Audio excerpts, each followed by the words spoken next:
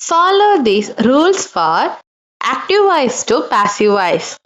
இப்போ 10th 11th 12th இந்த 3 ஸ்டாண்டர்டுக்கும் காமனாக வர இந்த வாய்ஸ் வந்துட்டு பார்க்கலாம்.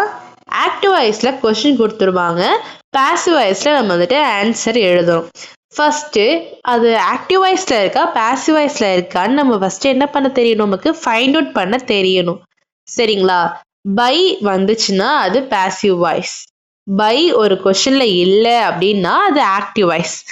சரிங்களா? இப்போ ஆக்டிவ் வாய்ஸ்ல இருந்து பாசிவ் வாய்ஸ் மாத்துறதுக்கு அந்த ஃபர்ஸ்ட் வர அந்த ப்ரொனவுன்ஸ் இருக்குல்லங்க, சப்ஜெக்ட், அது வந்துட்டு லாஸ்டா மாறும்போது எப்படி மாறும்னா, இப்ப ஐ வந்துச்சுன்னா ஐ வந்துட்டு மீயா மாறும், ஷீனா ஹர், ஹீனா ஹிஸ்ன்னு மாறும், இட்டுனா இட்டு தான், அது வந்துட்டு மாறாரு. சரிங்களா? அடுத்து வீனா அஸ்ன்னு மாறும், யூனா யூ தான்.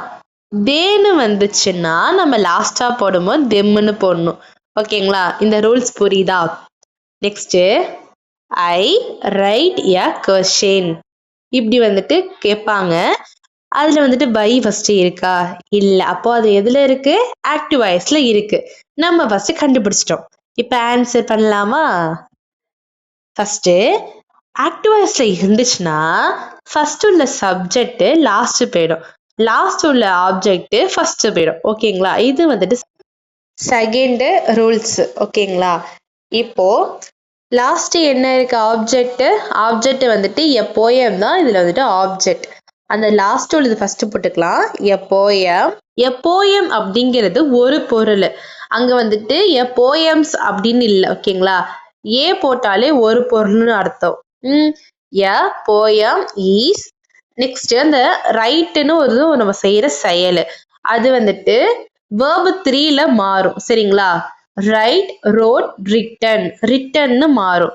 அப்போ ரிட்டன் நம்ம போட்டுக்கலாம். போட்டதுக்கு அப்புறமா இது பாசிவ் வாய்ஸ்னால நம்ம செய்யற செயலுக்கு பக்கத்துல என்ன போடணும்னா பை போடணும். சரிங்களா? பை, நாம் ஃபர்ஸ்ட் சொன்ன மாதிரி ஐ வந்துட்டு எப்படி மாறும்? Very good. ஐ வந்தாலே என்னன்னு மாறும்? மீன் மாறும். அவ்வளவுதான். சரிங்களா? நான் என்னோட டீச்சிங் உங்களுக்கு பிடிச்சிருந்ததுன்னா எஸ் ஐ அண்டர்ஸ்டாண்ட் அப்படின்னு சொல்லுங்க. Thank you, by by. நெக்ஸ்ட் உங்களுக்கு வந்துட்டு ஏதாவது டாபிக் வந்துட்டு புரியாம இல்லைன்னா அண்டர்ஸ்டாண்ட் ஆகாம ஏதாவது டாபிக் இருந்துச்சுன்னா அந்த டாபிக்கை வந்துட்டு நீங்க கமெண்ட்ல சொல்லுங்க, நான் உங்களுக்கு ஈஸியா புரியுற